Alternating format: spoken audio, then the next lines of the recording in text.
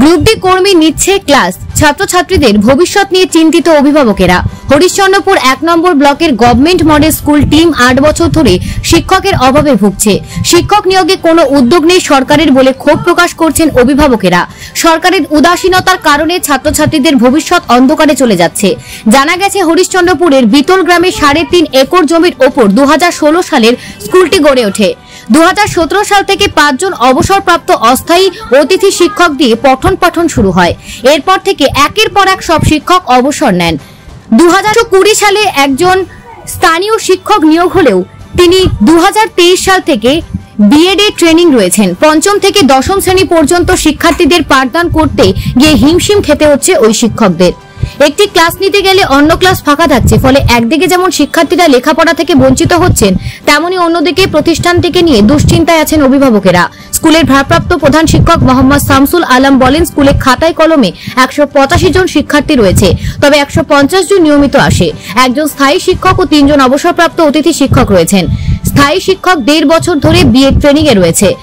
স্কুলের পরিকাঠামোর অভাব নেই, অভাব রয়েছে তো শুধু শিক্ষার। পঞ্চম থেকে দশম শ্রেণী পর্যন্ত ৬টি ক্লাস রয়েছে, ২৫ শ্রেণীকক্ষ, ২টি ল্যাব, খেলাধুলোর মাঠ, মিড ডে মিলের খাওয়ার জন্য ডাইনিং রুম রয়েছে। এছাড়া একজন অবৈতনিক সাফাই ও একজন মহিলা কর্মী রয়েছে। মাধ্যমিক চালু হয়েছে এবছর। মাধ্যমিক শিক্ষার্থীর সংখ্যা ২৮। বাংলায় ইতিহাস এবং জীবন বিজ্ঞান অস্থায়ী শিক্ষকরা ক্লাস নিয়ে থাকেন। সিলেবাস যাতে সময়ের মধ্যে শেষ করা যায় তার জন্য গ্রুপ ডি কর্মীরা ভূগোল ও অঙ্ক ক্লাস নিয়ে থাকে।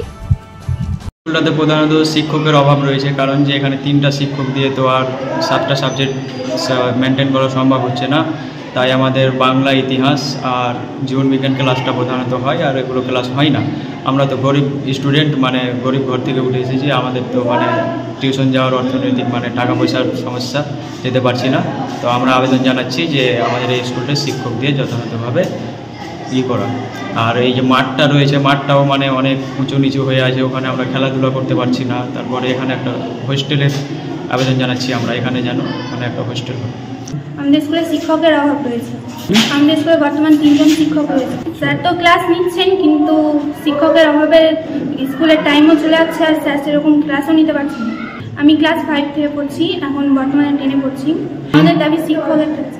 ইতিহাস, অঙ্ক নিয়ে নিচ্ছেন কোনো স্যার, বাকি টাইমে বাংলা আর জীবন বিজ্ঞান। আর যেটা শুনলাম যে গ্রুপ ডি কর্মীও নাকি ক্লাস যেন ফাঁকি না যায়, তার জন্য নাকি গ্রুপ ডি কর্মীও ক্লাস নিচ্ছেন। হ্যাঁ, নিচ্ছেন। আমাদের স্কুলের মধ্যে নিয়মিত এখন শিক্ষকের অভাব রয়েছে, আর একটা আমাদের হোস্টেলের দরকার। আমরা এখানে খুব গরিব ছেলে, এই এলাকারই ছেলে, আমাদের এখন শিক্ষকের দরকার। শিক্ষার অভাবে আমরা এখানে স্কুলে ভালোভাবে পড়তে পারছি না, তাই জন্য আমাদের এখন দাঁড়িয়ে থাকছে কি কিছু শিক্ষকের দরকার। এখানে 3 জন শিক্ষক রয়েছে।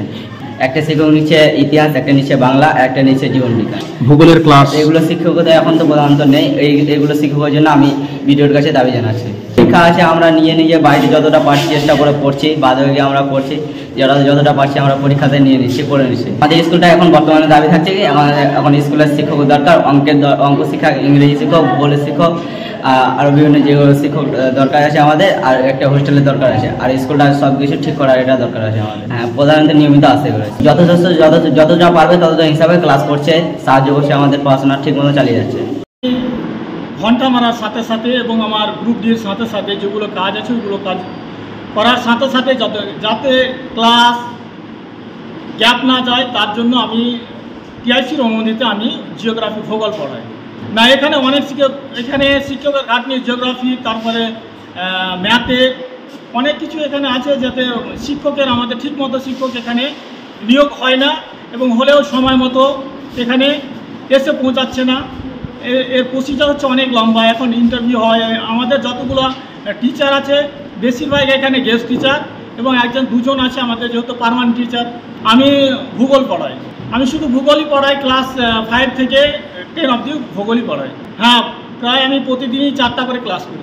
দায়িত্ব আমার ক্লাস করার পরে গিয়ে আমি ঘন্টা মারি, এবং আরও অন্য যত আমার যে পার্সোনাল গ্রুপ দিয়ে যতগুলো কাজ আছে আমি সব কাজগুলোই করি। আমি এখানে গ্রুপ দিয়ে দায়িত্ব আছি।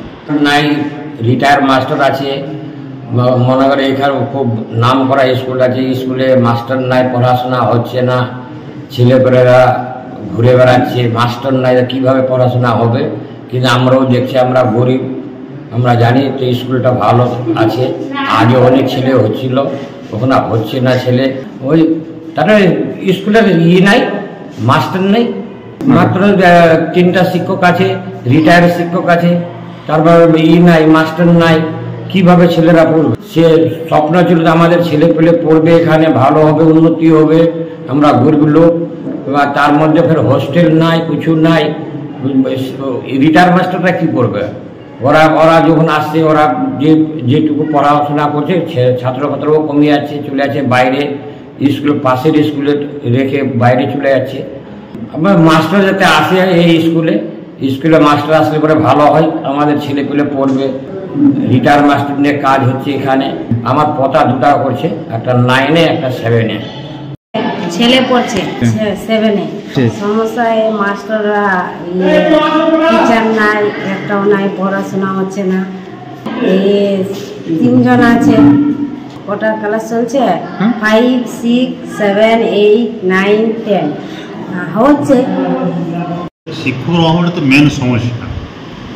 আমরা এই স্কুলে 3 জন গেস্ট টিচার আছে বর্তমানে। আমাদের একজন পার্মানেন্ট টিচার ছিলেন বিবেকানন্দ মাহাতো, উনি বিএড ট্রেনিংয়ে গেছেন।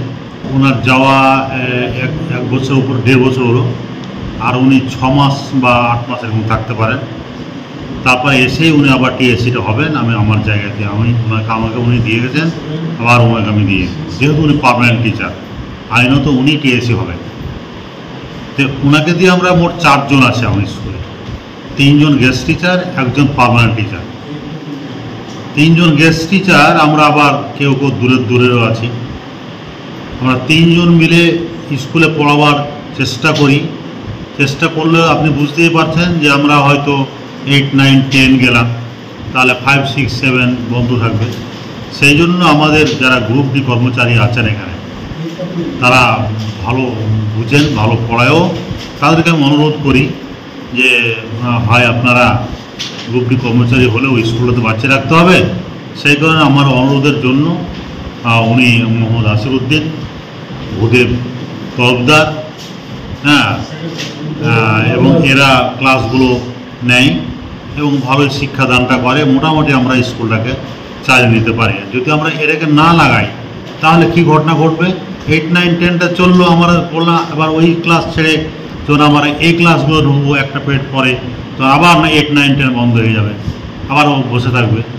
এই সমস্যা আমাদের, যদিও আমাদের 1.5 বছর হলো আসা আমাদের 3 জনেরই, কিন্তু আমরা শুনে আসছি এটা স্কুলে নাকি from the very beginning of this institution এটা চলছে, শিক্ষক নেই, শিক্ষক নেই, শিক্ষক নেই।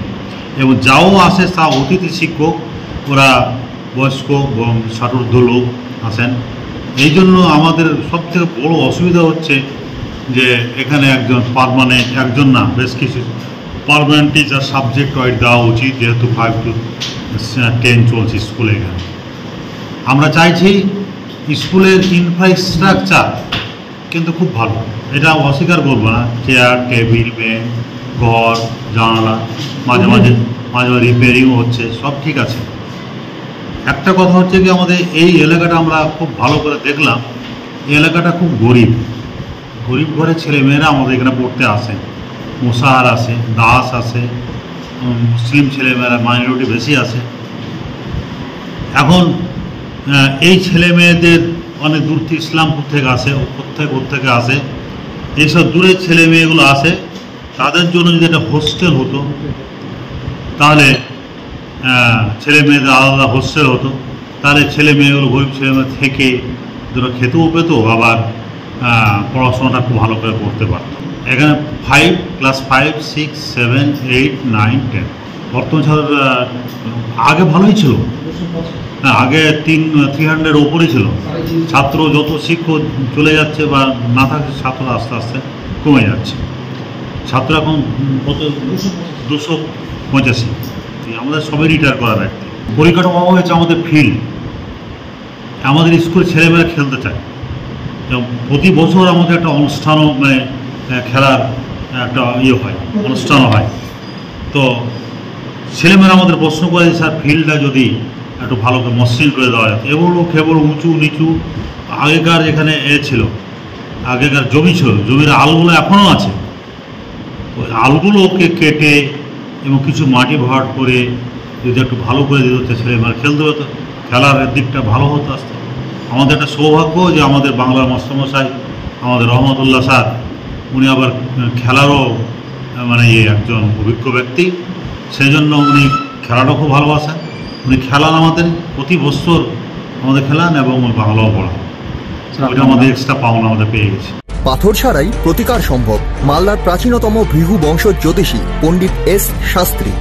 দাম্পত্য সমস্যা, বিবাহে বাধা, ব্যবসায় অবনতি, পরীক্ষায় অকৃতকার্যতা, ভাগ্য গণনা, গোষ্ঠী বিচার, ঠিকুচি গোষ্ঠী এবং মৃত্যু ছাড়া সকল সমস্যার সমাধানের জন্য যোগাযোগ করুন জগদম্বা জ্যোতিষ কেন্দ্র, বিবেকানন্দ স্কুলের পাশে, মালদা। মোবাইল 09733027832 অথবা 09332056956।